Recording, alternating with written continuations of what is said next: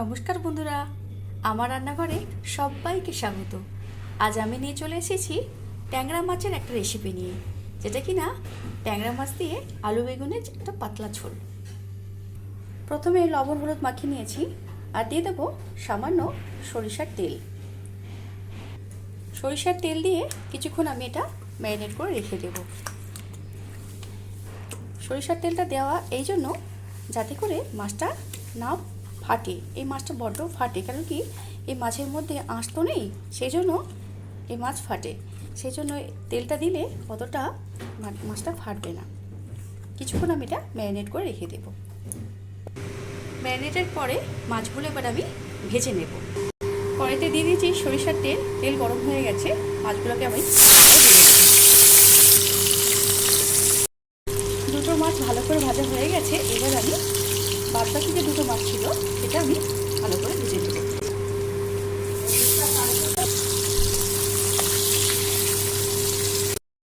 মাছ আমি হালকা আঁচে ভেজে নেব। এবারে কিছুক্ষণ আমি এটাকে চাপা দিয়ে দেবো, তাহলে যদি বাই চান্স ফাটে তাহলে গায়ে লাগবে না। সমস্ত মাছ আমার ভাজা হয়ে গেছে। এবারে ওই একই তেলের মধ্যে আলু আর বেগুন আমি এইভাবে কেটেছিলাম, এবার এগুলো এক একটা করে ভেজে নেব। ট্যাংরা মাছের ঝোল বানাতে গেলে এরকম সাইজের আলু কাটলে দেখতে ভালো লাগে। কড়াইতে তেল যে অতটুকু ছিল, আরও কিছুটা তেল আমি এতে অ্যাড করলাম।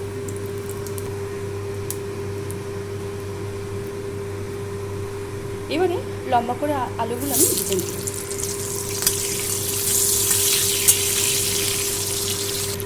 সামান্য দিয়ে দেবো লবণ। আলু ভালো করে ভাজা হয়ে গেছে। এবার আমি আলুটা তুলে নেব। ওই একই তেলে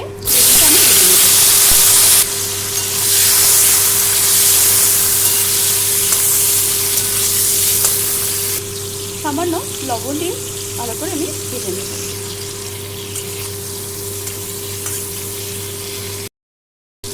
বেগুন আমার ভালো করে ভাজা হয়ে গেছে। এবার আমি তুলে নেব। ওই একই তেলে দিয়ে দেবো 1 চামচ কালো জিরে আর দুটো চেরা কাঁচা লঙ্কা।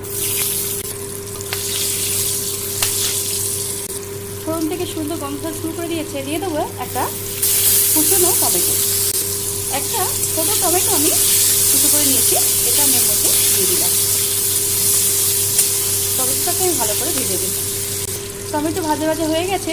দিয়ে দেবো 1 চামচ সর্ষে বাটা।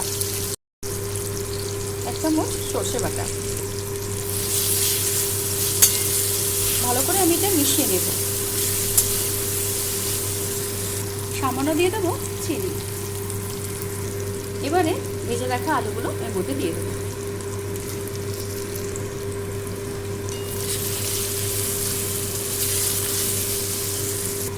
দিয়ে দেবো এবারে গরম জল। ঝোলটা আমি যতটা রাখবো ততটা আমি জল দিয়েছি। এবার একে একে আমি কয়েকটা গুঁড়ো মশলা দিয়ে দেব।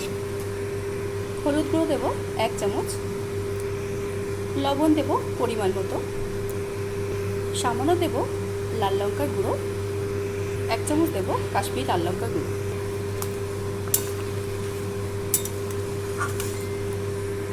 ঝোলটা ফুটতে শুরু করে দিয়েছে। কিছুক্ষণের জন্য আমি এটা চাপা দিয়ে দেবো। ফিরে এলাম কিছুক্ষণ পর।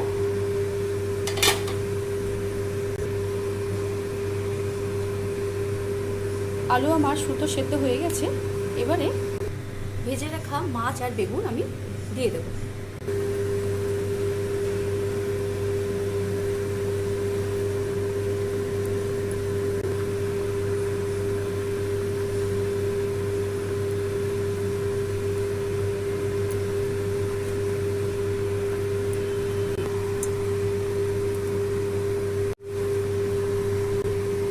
ভালো করে আমি এটা ঝোলের সঙ্গে আমি মাছটা মিশিয়ে নেব।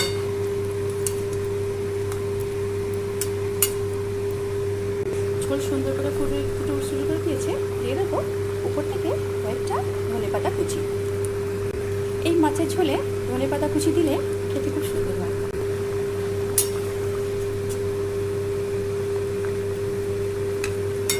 আমার আজকের ট্যাংরা মাছ দিয়ে আলু বেগুনের পাতলা ঝোল হয়ে গেছে। এবার আমি নামিয়ে নেব।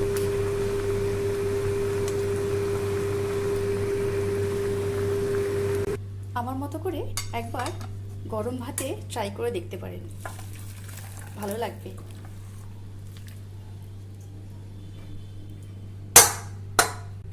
এরকম পাতলা ঝোল ট্যাংরা মাছ হতে পারে, আরও রুই মাছ হতে পারে।